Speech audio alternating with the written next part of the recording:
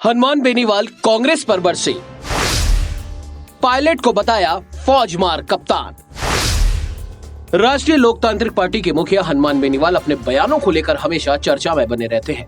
इस बार उनका सचिन पायलट और अशोक गहलोत को लेकर आया बयान भी काफी चर्चा में है। स्थितियों की माने तो सचिन पायलट पर हुई राजनीतिक मंत्रणा में बेनीवाल ने सचिन को लाचार कहा और कहा कि उनकी स्थिति देखकर दया आती है। आरएलपी यानी राष्ट्रीय लोकतांत्रिक पार्टी ने अभी राजस्थान में छात्र अधिकार हुंकार रैली का आयोजन किया।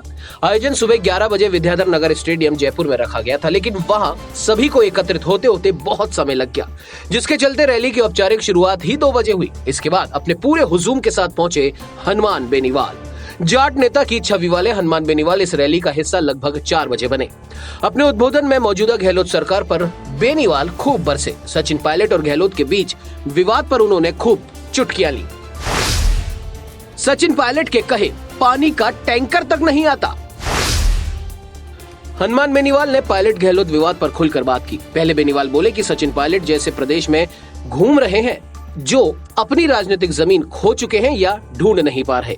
फिर बेनीवाल ने पायलट के बारे में कहा कि राजस्थान में सचिन पायलट की इज्जत ही कितनी बची है। इनके कहने से एक कांस्टेबल तक नहीं हटाया जाता, पानी का टैंकर तक इनके बोलने पर कोई डालने नहीं आता। अपने साथ साथ अपने आसपास वालों को भी सचिन पायलट ने खत्म कर दिया है।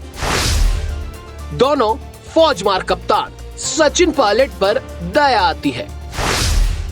सचिन पायलट के साथ साथ अशोक गहलोत के बारे में भी बोलते हुए बेनीवाल ने कहा कि अशोक गहलोत वो फौजमार कप्तान है जो इस्तेमाल करने के बाद लोगों को छोड़ देते हैं, और ऐसे ही सचिन पायलट भी हैं।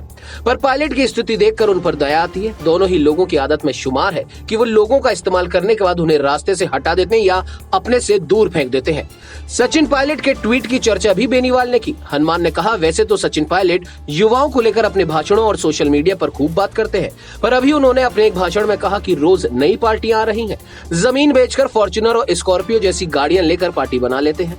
कोई सचिन पायलट साहब से पूछे कि अगर उनके पिता इतनी मेहनत नहीं करते तो उन्हें कौन पूछता राज्य में। वैसे अभी भी कोई नहीं पूछ रहा। अगर कोई नौजवान अपनी मेहनत करके नई पार्टी या राजनीति में आता है तो इससे तकलीफ ही क्या है। सचिन की बगावत के समय और उसके बाद भी सचिन का साथ दिया। सचिन पायलट ने जब अशोक गहलोत से बगावत की थी और राजस्थान में सियासी संकट आया था, उस समय का जिक्र करते हुए आरएलपी के राष्ट्रीय अध्यक्ष हनुमान बेनीवाल ने कहा कि उस समय भी सचिन का साथ देने में कोई कसर नहीं छोड़ी थी। इसके बदले में कोई मदद भी नहीं मांगी और ना ही भविष्य में कोई मदद चाहिए। मानेसर गए हुए सारे विधायक अपनी इज्जत बचाने में लगे हुए थे। तब हनुमान बेनीवाल भारतीय जनता पार्टी के साथ गठबंधन में थे। इसके बाद भी बेनीवाल ने सचिन पायलट का ही समर्थन किया।